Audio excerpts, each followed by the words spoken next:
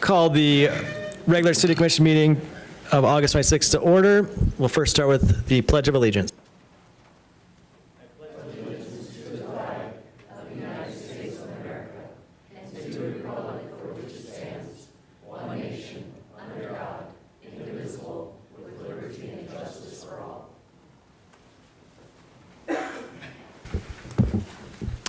Roll call. Benson. Here. Brunick. Here. Sarda. Here. Hanoff. Here. Minor. Here. Mosier. Here. Villanueva. Present. Weber. Here. Mayor Schramm. Here. City Manager Leon. Here. City Attorney Denherter.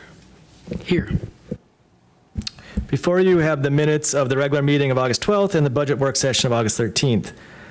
What is the pleasure of the commission? Move to approve the minutes.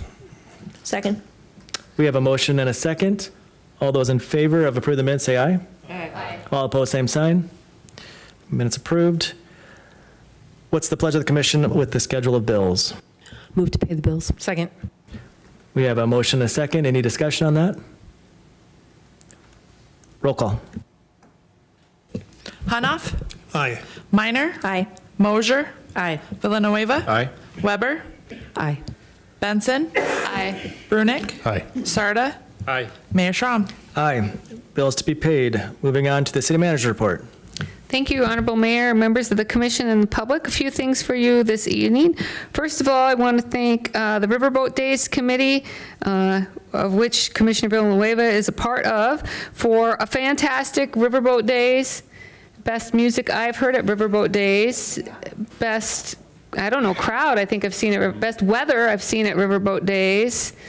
So it was a great time, a good way to end our summer as we know it, but the party's continuing. We still have bridges to celebrate and things to do. So we thank the Riverboat Days Committee, and the commission should also be aware that we did receive recognition from John Kraft, our city staff, for the support that we provide Riverboat Days, because that takes a lot of background work as well. So we thank all our staff who played a role in that, and our staff that helped keep the event safe for us as well.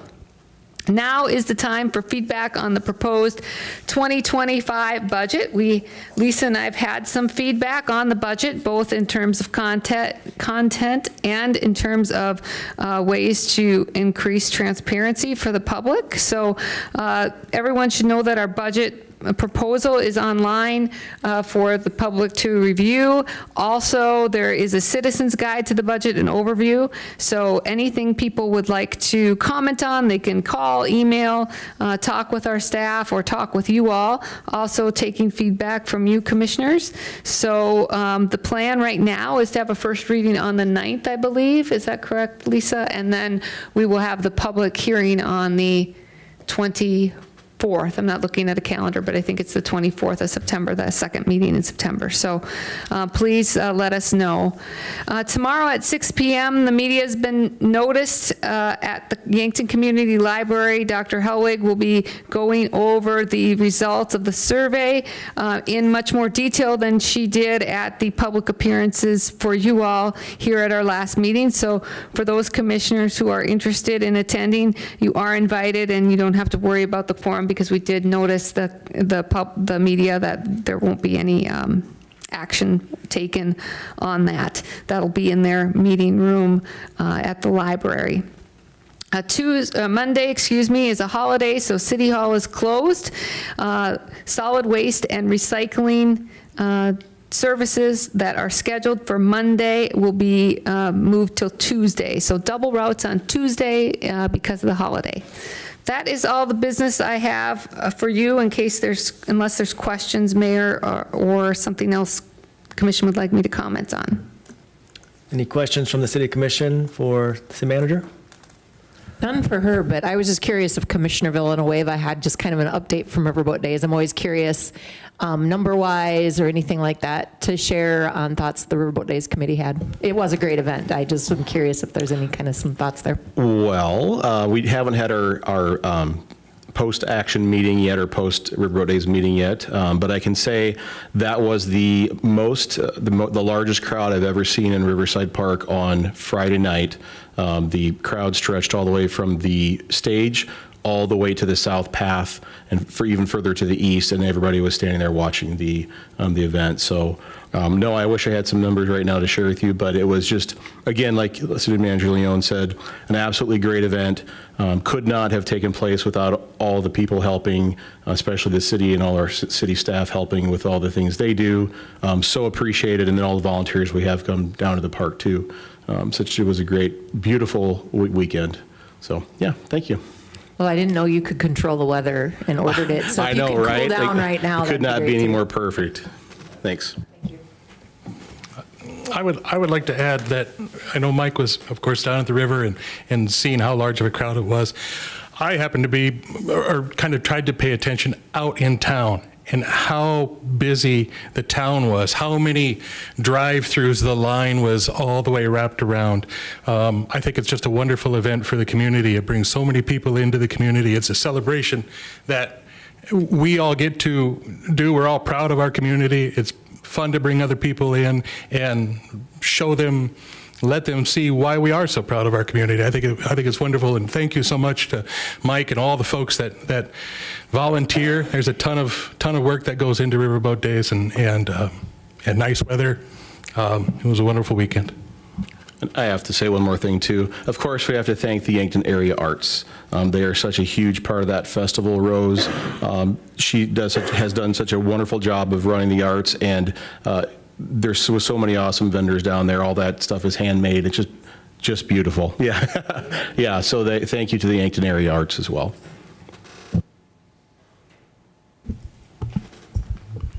Okay, seeing no other mics pop on, we will move on to public appearances. This is a time for persons to address the city commission on items not listed on the agenda. And we do actually have a scheduled public appearance. Kay Swihart is here.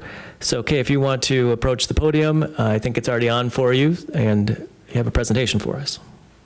Hi, good evening. Thank you for inviting us here, and I gotta take my glasses off so I can see here.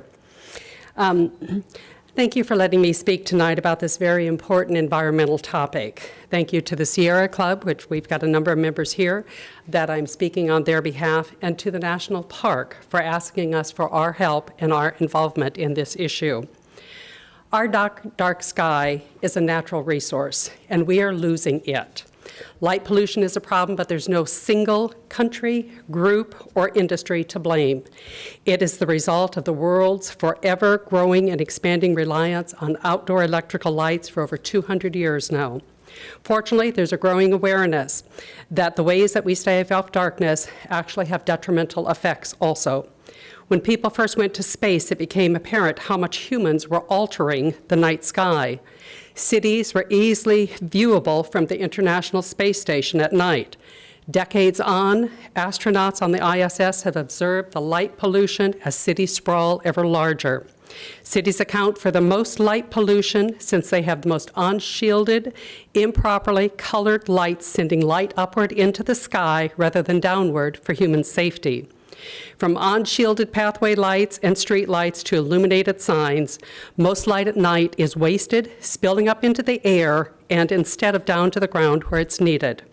While street lights can be retrofitted to be dark sky friendly, most cities and towns haven't accomplished this. Time for change. The effects of light pollution disrupts wildlife, impacts human health, wastes money and energy, and contributes to climate change, and blocks our view of the universe, a NASA concern. Dark Sky International is a program that works with communities, manufacturers, retailers, designers, and others to evaluate and certify dark sky-friendly outdoor lighting equipment, as well as the dark sky-friendly outdoor lighting projects. Dark sky policy, public policy, is to work with communities and government to prioritize night sky protection and quality outdoor lighting. I was in very brief conversation today with one of the premier lighting companies in the world, and they are sending additional information for us and said that they would be willing to step forth and help us with any of our endeavors on any of the lighting that we have. Budget, I'm not going to talk budget tonight, but I am going to be here to offer awareness, our concern, and our recommendations on how to make Yankton, the first capital of the Dakotas, a dark sky city, and to promote the initiative and offer our resources such as grant writing and public education to make dark sky happen here. The Missouri River National Park is completely in favor of this undertaking, and it's a win-win for them, our environment, and the community. Tom Downs, who is not here yet, and I'm not sure if he's going to show up here, wanted to share his thoughts on this, but he is very much in favor, and he approached us on this. Those locations that are certified dark sky benefit financially through enhanced dark sky tourism and the benefit from lessened environmental impact. The citizens win through lower utility cost for the taxpayers. Stargazing expeditions in Colorado, Utah, Canyonlands National Park, Dinosaur National Park, our monument, draw many tourists looking to experience the night sky. Dripping Springs, Texas, Florida Hills, Horseshoe Bay, Groveland, Texas, Flagstaff, the very first one, are all dark sky cities and are already benefiting financially and ecologically. Astrotours are another form of tourism, and this is something that we need to be looking at also. It's on the rise, and travelers are seeking the darkest corners of the world to find this for celestial sights that glow. All in all, there are 220 international dark sky places, 85 of them. We have 85 dark sky chapters spanning 5 continents. This is not a small endeavor, this is a huge endeavor. The dark sky I just read today, Dark Sky co-founder passed away this last month, Mr. David Crawford, PhD. We can advance forward.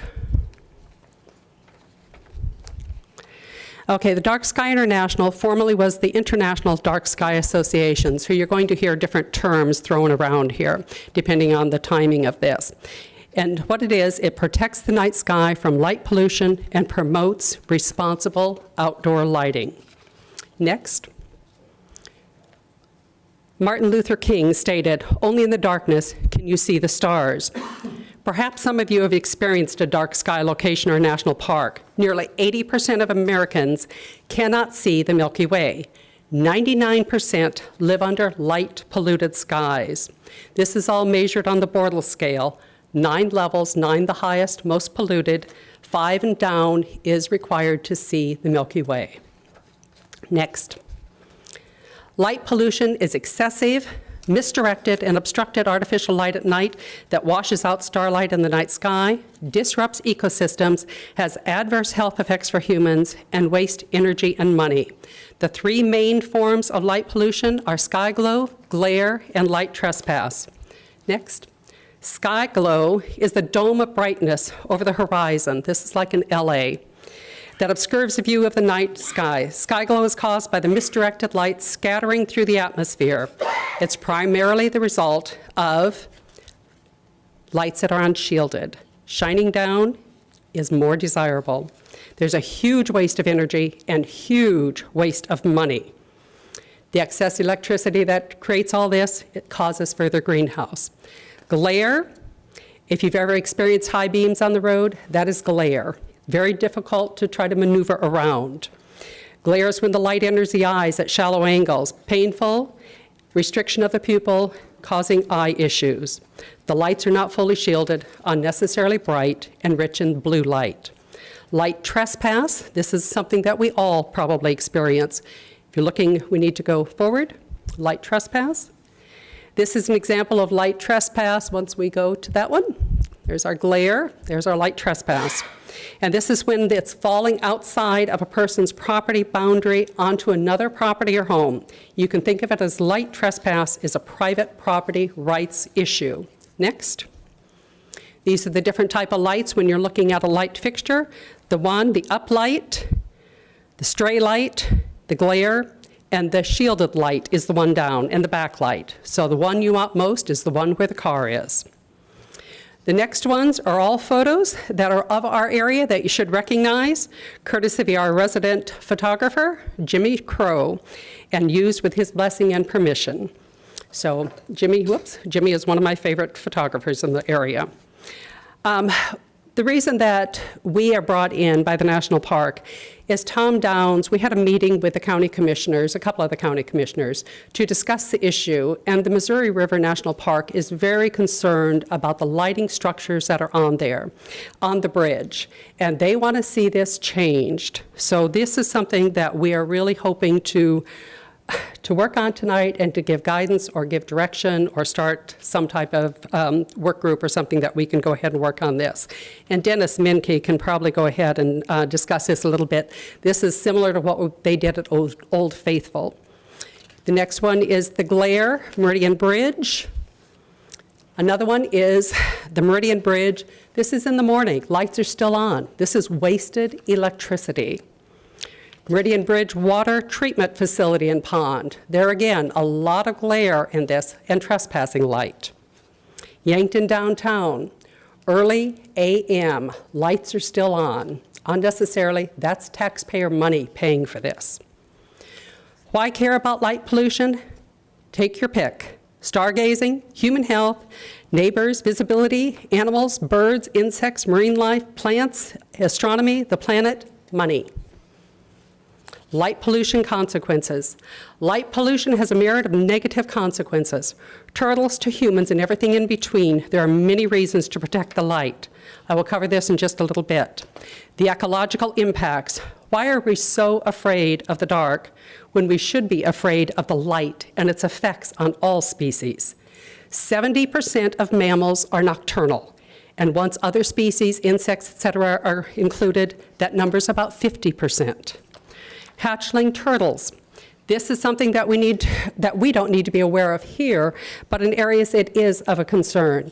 Any turtles that are hatched on the beach always have a tendency to go to the light, which was always the moon.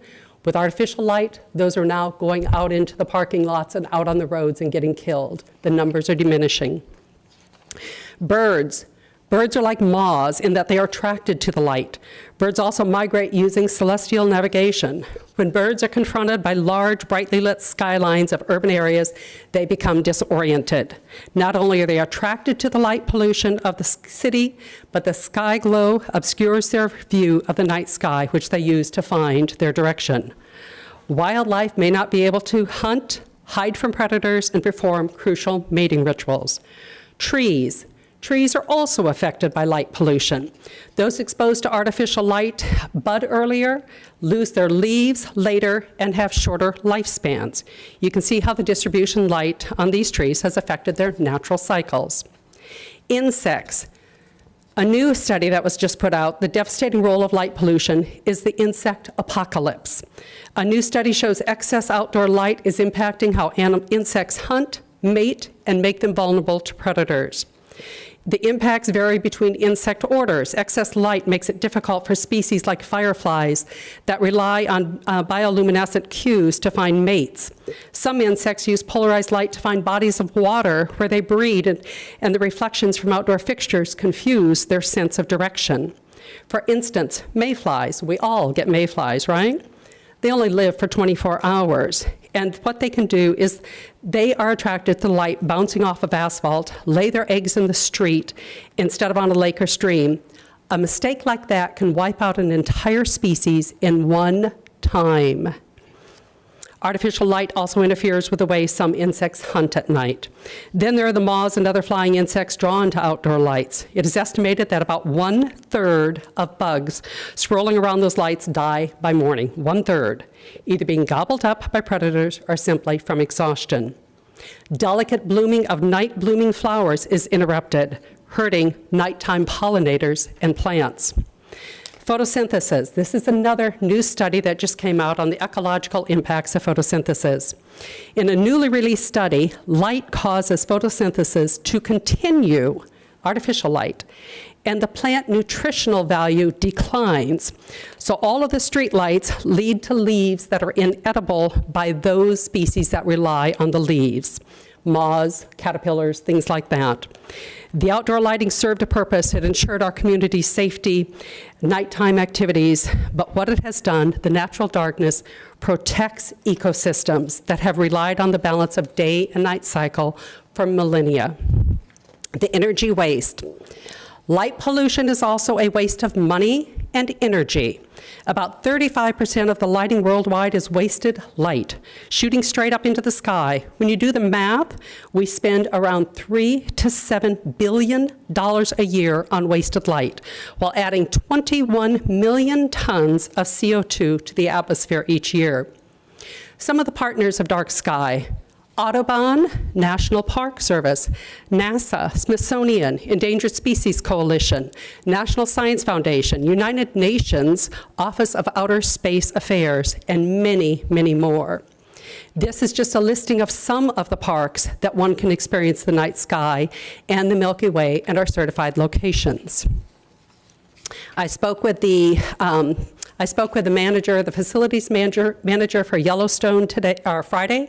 I received buku pages of information from him today, and they are doing everything they can at Yellowstone to completely darken the skies there. So he sent me all of the ordinances or guidelines, whatever you want to refer to it as, for what they are doing there. And he said it makes a massive difference, not only ecologically, but also financially. Huge savings for them. I will share that with the city and the other ones that I have. Human health, Dan Johnson, Dr. Johnson will talk a little bit about this, or if anyone has questions. The human health issues are extreme. Melatonin, we all hear melatonin, we probably take melatonin. This is something that regulates the sleep cycle. Humans are not untouched by this phenomenon of lights. Humanity evolved around the planet with reliable cycles of light and dark. The addition of light into it has always been dark, disrupts our natural circadian rhythm. Our circadian rhythm is mediated by hormone melatonin. Secretion is suppressed when we're exposed to light at night. Also, the blue light also is another issue. There is also eye strain, sleep deprivation, and I don't know if you want to say any comments now, or do you want to do it after? Okay. 2700 Kelvin is optimal. Most of our lights are way beyond that. There's also a presumed risk of cancer, and there is a study out on obesity, and this is a single night light in a home. This study was done in Germany. If a woman has a night light in their room, they're more prone to gain weight. So there's an argument. My lights are out. I haven't seen yet too much effect yet. Activities for the community of what we could do. Lights out for stargazing. A night sky festival. Lights Out to Save Birds. This is a program that is used, Missouri, I think there's 5 states involved in this.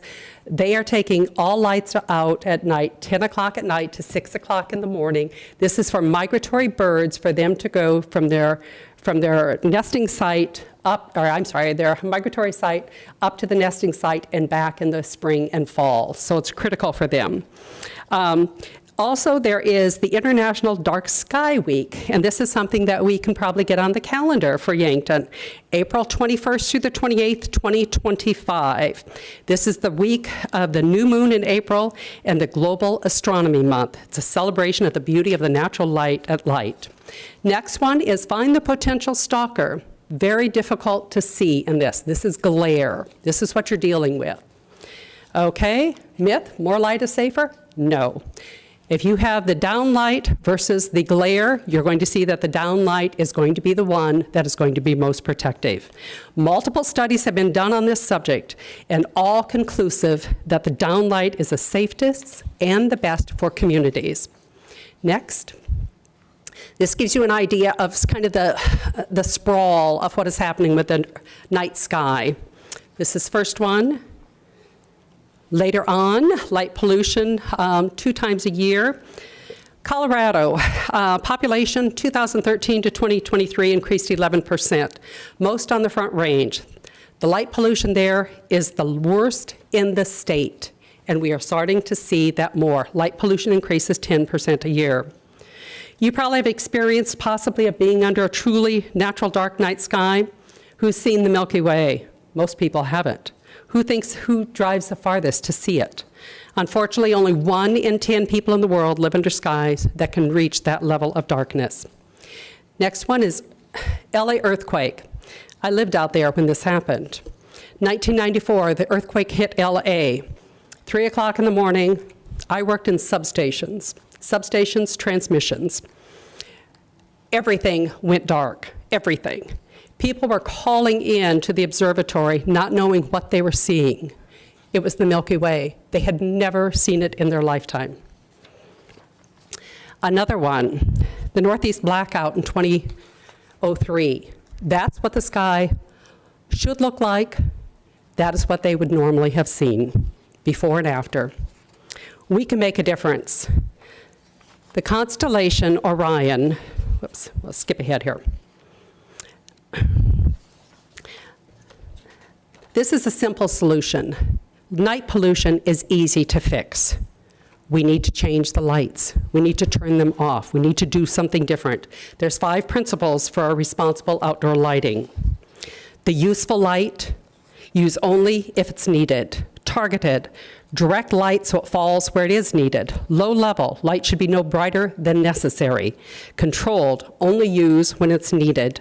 Warm colored, use warm color instead of the cool color. Shielding, aiming all lights down at task at hand dramatically reduces glare, increases visibility, and better illuminating the intended area. Shielding light means that there's a need for less light and you aren't wasting it into your neighbor's window or up in the sky. Therefore, you can use less and save yourself money on the energy bill. Next, these are the different types of lights that you can look at, the visible night sky. This is one of the buildings. You can see that the normal light is there. Down lighting is directly onto the ground. Those are the most effective. Next. This is just a home. This was a friend's home. They had a large light put up across the street or on the side of them. The light is creeping into her window. She cannot control it. She's done everything that she can, but this is, even with blackout shade, she can't. This is Vermilion. This is the new lights that they put up in Vermilion. The photographer had to, I don't know what it's referred to as, stop down his camera because it was so bright he could not even get a picture of it. These are some additional lights. This is Cotton Park and Chestnut Street, shielded lighting over in Vermilion. And as light escapes, people see it. They don't want to see it. Compare the lighting to that in the other park where it has a shield on it and it makes a difference. The next one, those are some of the lights. You can see the unshielded, which is what we have on the Meridian Bridge and in so many areas in this town. Those are unshielded. That light escapes into the atmosphere, into the air. The light on the very far right, lower, is the light that I passed around for you tonight. This is just one sample of the downlighting. There are many, many downlight designs. You can spend whatever you want, going up into the thousands if you want, if you have to do that. But they serve a purpose to go ahead and take that light down to the ground. The color of light is also important. Light color is measured in Kelvin, and dark sky best practices recommend only going as high as 3,000 Kelvin to minimize the amount of blue in the night. The healthier for the human and environmental health. Melatonin for humans is impacted, the brighter the light. 2,700 is ideal, actually. The next one, you've got your warm, 2,700 is ideal, going all the way up to the brighter blue spectrum, which is more damaging. Your model lighting ordinance, I have ordinances that have been printed off, and I've got more ordinances that just came in today. I've got the Flagstaff, I've got all of Hawaii. Every island is mandated to go by dark sky. And I just got the one for Yellowstone today, and there's others that I haven't even checked my email to see what it is, but I do have some of those printed off. Where to find night lights? Lots of sources for them. This one that I got was from Lowe's, but you can find a lot of different ones. I did receive a call today from Musco Sporting Lights, which they are doing all of Yellowstone's parking lots and pathways, and they have an office in Oskaloosa, Iowa. They're willing to work with us, and they reached out today with that information. All of the Yellowstone information has been sent over to me also. The basic overview of the night sky, this is what we should be able to see. What can we see? Not much. Call to action. There is no there is no chapter in South Dakota yet, although we do have an individual that is dark sky certified in Rapid City. I put a call into her. I did not hear back from her yet. There are two areas in South Dakota that you can observe the night sky. The Badlands and the Black Hills Forest are two of them, although the Black Hills is starting to have problems. We can drive a few miles out from Vermilion or Yankton and see the Milky Way. Many places where the dark sky remains 100% intact, but in most places, over 90% of the night is gone. It's obliterated. The most recent Borealis event, a lot of people came out for the photography of it. They found out that the lights were too bright. You're getting glare from Sioux Falls when you go up around the Utica area. It's that extreme. Where do we go from here? Recommendations. Form a committee, group, review ordinances of other dark sky locations, write recommendations or ordinances once decided, and submit for approval. But first, let's decide to work with the National Park and Tom Downs and that group to change out the Meridian Bridge lighting to dark sky compliant. Work our way through downtown and up Broadway. Design corridors to tackle and implement new lighting design and time frames. To become compliant with dark sky, you have a 5-year program to do it. So there are requirements that have to be met, and there is reporting that has to be done. Thank you for reaching out to me. If you have any questions or anything, please reach out to any of us. The National Park is definitely wanting our help, and they have very, very strongly suggested that we do something with this. I do have a couple of people that want to talk tonight. Dennis Menke had a comment about Yellowstone. Jim Pearson has an experience that he had with dark sky. Dan Johnson has health, and Tom is not here to speak. But thank you very much. And Dennis, you want to say something?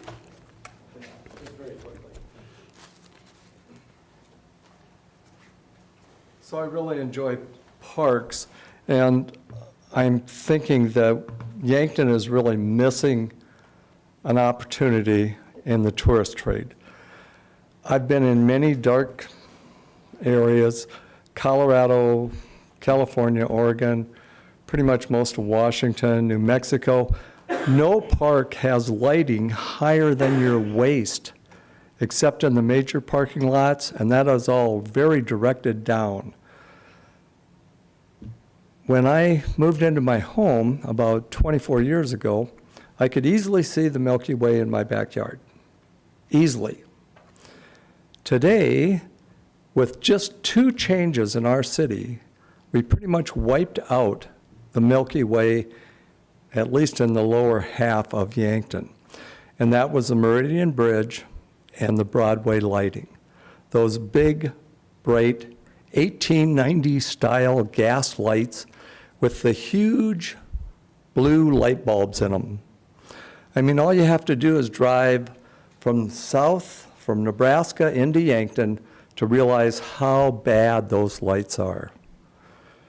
Now, in your homes, I want you to think, how many bare light bulbs do you have hanging in a room? Do you have any? Now, that's what we're doing in our community. It's just really not thoughtful. We could be saving a lot of money. We could have a much nicer looking community.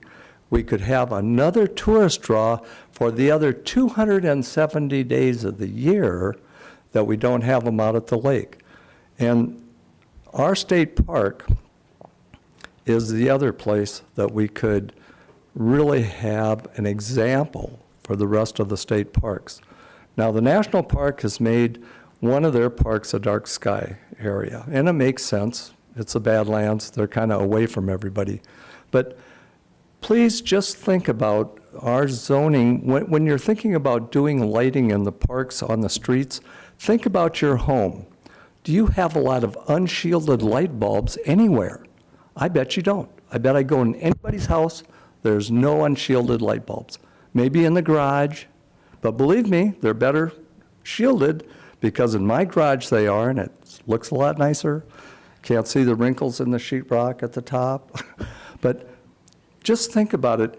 I don't know who decides our park, our lighting. Is it the park board? Who decides our lighting in our community? It depends upon the project. Sometimes the projects, if they're designed, And for example, in a park by a consultant, they would help do that. Otherwise, if it's an infrastructure project, we typically design them in city staff or using a engineering firm outside of us if it's a large project. so, Amy, on Broadway with those old style lights and the new light bulbs in them, what's the thinking that creates that as being attractive?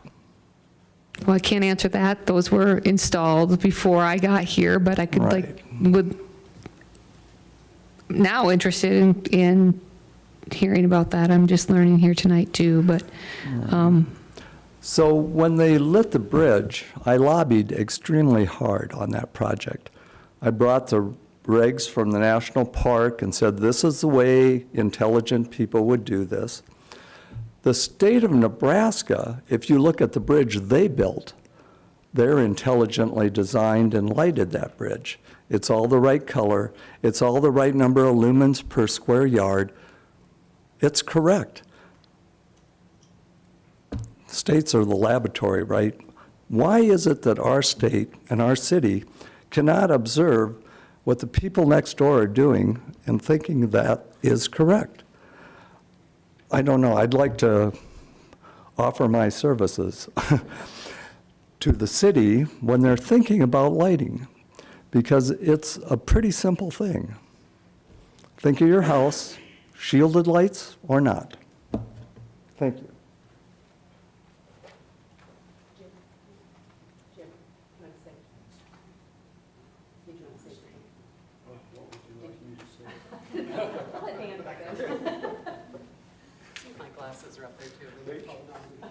Hi, everyone. I'm Dan Johnson. I'm a retired orthopedic surgeon. And I think Kay's presentation, hit all the major points. There's just be a couple health things I might mention. Human beings and many other animals and plants were designed, evolved to obey circadian rhythms. And Kay already mentioned the importance of melatonin as a hormone.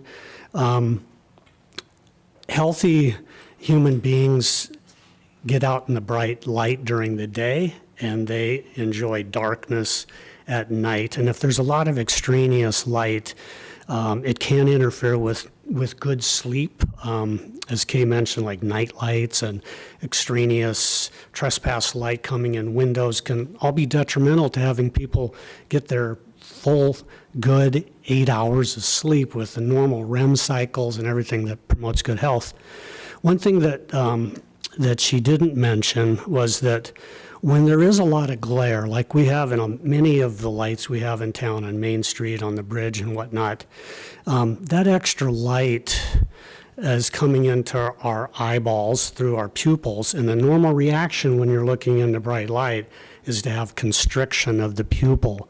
So in reality, that glare is making people not see as well as they could. And when you have directed light just to the ground, just where you need it, your pupils are wider open. You can actually see better at night. This is especially important in older people because as we get older, we tend to get some opacifications and things in our lens, and when it gets bad enough, you have your cataracts taken care of. But it's a gradual process, and it does make it, when there's a lot of glare, harder for people to see, especially older folks. So that would be another health concern.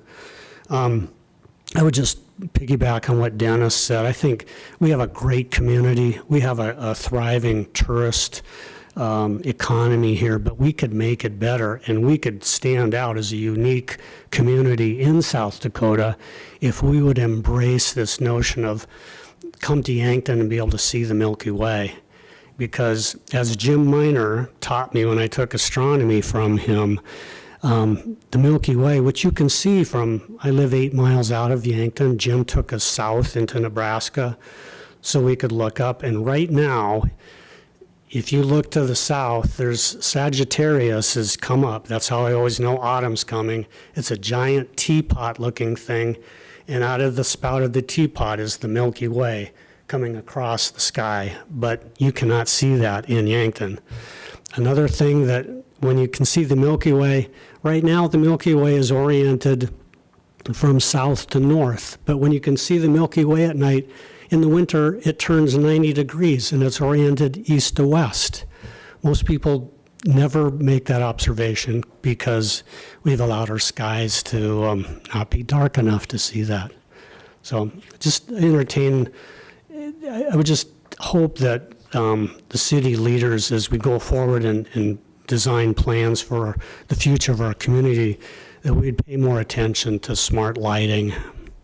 Thank you.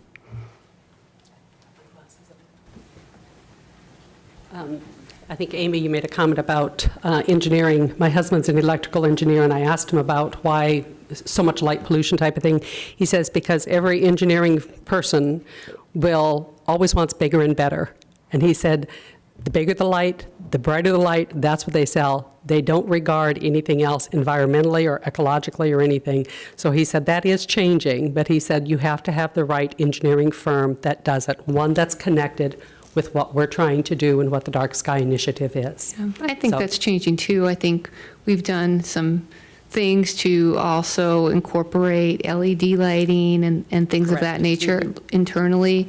And I know our engineers are sensitive to the environment as well. And so one of the things that's nice when we learn about things like this is to know there's alternatives and knowing better and knowing there's alternatives. We can talk about those when we do design. So it's nice that you came and talked to us so we can be even more aware, because I certainly learned some things I didn't know about the animal life and the insects and some of those things, so that's valuable. But we have actually had some discussion. We have a program, the city called Complete Streets, and lighting has been a component of that, but we haven't talked about lighting as much as we have, for example, like public safety and sidewalk design. So now that, I think, can be incorporated in more of the discussion. So it's appreciated that you brought these things forward.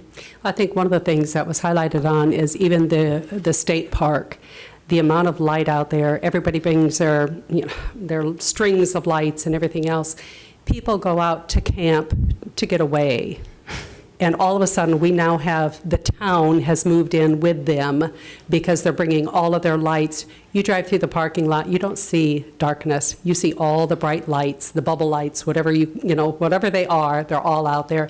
And I think it needs to be a concerted effort between the city, the county, and the state park, and the national park. And I think that would be a really good place to start, with getting a group of people together to represent all those and to understand where we need to go to help this.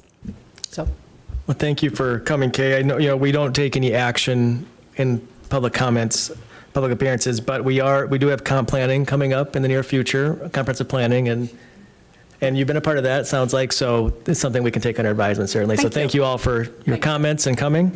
Can I ask one question? Okay. You showed the numbers. Do you know where Yankton falls in that spectrum of numbers? Does anyone know that? Somebody did it, I think it was Tom Downs actually had tested it, because he had tested one of the sites. It wasn't Yankton. He had tested one of the other Okay, sites. can I have you speak into the microphone because it is being broadcast? Thank you. I'm sorry, Tom Downs had done some testing on that. He has that Bortle scale equipment that he can use. I don't think it was for Yankton, but the one that he had done was a 5, and that, I believe, was in Nebraska.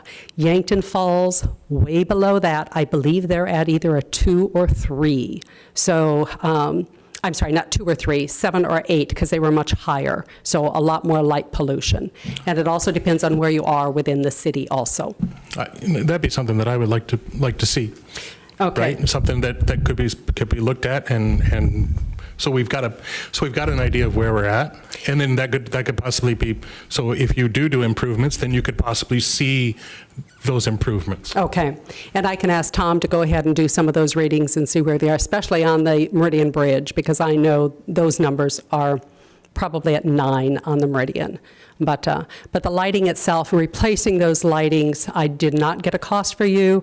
The Musco company that I talked about that's a national or worldwide company, I'm trying to get their catalogs to see what they would recommend and talk to some of their engineers to see where the city could go with that information to change those lights out.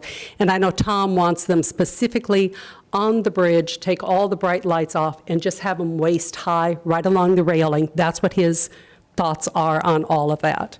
And that's trying to comply with the dark sky. And he said it would enhance that bridge so much more than what you're doing now.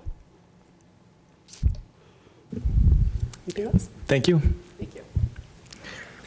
Is there anyone else from the public that would like to address the commission on something that is not on the agenda? Okay, seeing no movement, we'll move on to the consent items, consent portion of our agenda. Commissioners, before you have the 2 consent items on the consent agenda, what is your pleasure? Move the consent agenda. Second.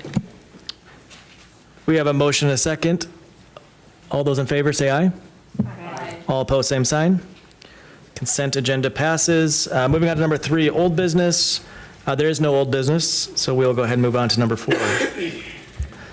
Item 1 under new business is consideration of memorandum number 24-170 recommending the approval of resolution 24-37 authorizing the city manager to implement a base adjustment of 2.34% and a 1-step increase on the pay plan effective January 1st, 2025 for all regular, full-time certified officers that are below the maximum of their respective pay range, and also to amend the current pay scale for certified officers from a 10-step pay plan to a 15-step pay plan. What is the pleasure of the commission? Move to approve. Second. There's a motion and a second. Any discussion? Anyone from the public? Roll call. Minor, Aye. Mosier. Aye. Villanueva. Aye. Weber. Aye. Benson. Aye. Brunick. Aye. Sarda. Aye. Hanoff. Aye. Mayor Schram. Aye. Motion or memorandum is approved. Consideration of memorandum 24-171 recommending the approval of resolution 24-38 and authorize the mayor to sign the addendum to collective bargaining agreement between the City of Yankton and the American Federation of State, County, and Municipal Employees, AFL-CIO Local 3968, for wages effective January 1st, 2025. What is the pleasure of the commission? So moved. Second. We have a motion and a second. Any discussion? Anyone from the public? Roll call. Mosier. Aye. Villanueva. Aye. Weber. Aye. Benson. Aye. Brunick. Aye. Sarda. Aye. Hanoff. Aye. Minor. Aye. Mayor Schram. Aye, motion carries. Item number 3, consideration of memorandum 24-172, recommending the approval of resolution 24-39, authorizing city managers to implement a base adjustment of 3% and a 1-step increase on the pay plan effective January 1st, 2025 for all regular, full-time, non-represented employees that are below the maximum of their respective pay range. What is the pleasure of the commission? So moved. Second. We have a motion and a second. Any discussion? Anyone from the public? Roll call. Villanueva. Aye. Weber. Aye. Benson. Aye. Brunick. Aye. Sarda. Aye. Hanoff. Aye. Minor. Aye. Mosier. I will abstain. My husband is a city employee and falls into this category of the agenda tonight. Mayor Sherrill. Aye, motion carries. Item 4, consideration of memorandum 24-180 recommending that the city commission accept the completed West Side Park Pond Improvements Project and authorize the finance officer to issue a manual check to Parkway Construction from T, South Dakota in the amount of $128,066.45. Move to approve. Second. There's a motion and a second. Any discussion? Anyone from the public? Oh, Mike, go ahead. Just a quick question. Are we good with everything that's there so far? We're pretty good. There is a lighting fixture, speaking of lighting, that needed to be replaced because it was damaged in construction, and that has been ordered and will be placed when it's there. Also, there is need to address the grass. We had pretty good success given the time of year and the temperature of the grass, but we'll continue to fuss with the grass probably for a while, but that means people are out there using the park, so we're okay with that. And there's a couple other things that were designed that we, that are completed, that we may make adjustments to internally as time goes on, but we feel like we're in a good place to accept this project. The water in the pond was the major portion that we wanted to make sure was going to be successful and move forward and focus on having a good time in the park. Okay, we had a motion and a second. Any discussion on this? Additional discussion? Anyone from the public? Roll call. Weber. Aye. Benson. Aye. Brunick. Aye. Sarda. Aye. Hanoff. Aye. Minor. Aye. Mosier. Aye. Villanueva. Aye. Mayor Schramm. Aye, motion carries. Number 5, consideration memorandum 24-181, recommending that the city commission adopt resolution of necessity 24-41, which establishes the Yankton road tax assessment rate for 2024. What is the pleasure of the commission? So moved. Second. We have a motion and a second. Any discussion? Anyone from the public? Roll call. Benson. Aye. Brunick. Aye. Sarda. Aye. Hanoff. Aye. Minor. Aye. Mosier. Aye. Villanueva. Aye. Weber. Aye. Mayor Schramm. Aye, motion carries. Number 6 is consideration of memorandum 24-182, recommending that the city commission approve change order number 1 for the 8th Street construction project in the amount of $54,824.50. What is the pleasure of the commission? So moved. Second. We have a motion and a second. Any discussion from the commission? Anyone from the public? Roll call. Brunick. Aye. Sarda. Aye. Hanoff. Aye. Minor. Aye. Mosier. Aye. Villanueva. Aye. Weber. Aye. Benson. Aye. Mayor Schramm. Aye, motion carries. Number 7 is consideration of memorandum 24-184, recommending that the city commission award the sidewalk installation and concrete replacement part of the active transportation program to Masonry Components, Inc. in the amount of $95,365.36. What is the pleasure of the commission? So To moved. approve. Second. Okay, we have a motion and a second. Any discussion? Brian, did you have anything? Okay, thanks. Anyone from the public? Roll call. Sarda. Aye. Hanoff. Aye. Minor. Aye. Mosier. Aye. Villanueva. Aye. Weber. 8 is consideration of memorandum 24-183 regarding the approval of the Blue Stem Reserve Development Agreement with the adjustment to the corporate name and authorize the mayor, finance officer, and city attorney to sign the agreement. What is the pleasure of the commission?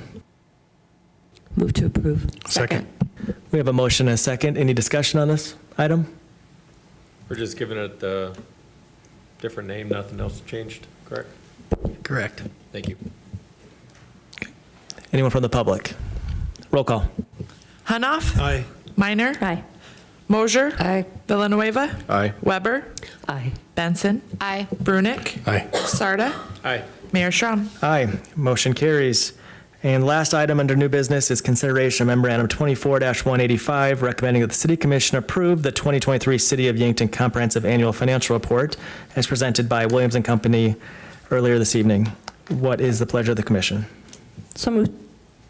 Second. We have a motion and a second. Any discussion? Anyone from the public? Roll call. Minor. Aye. Mosier.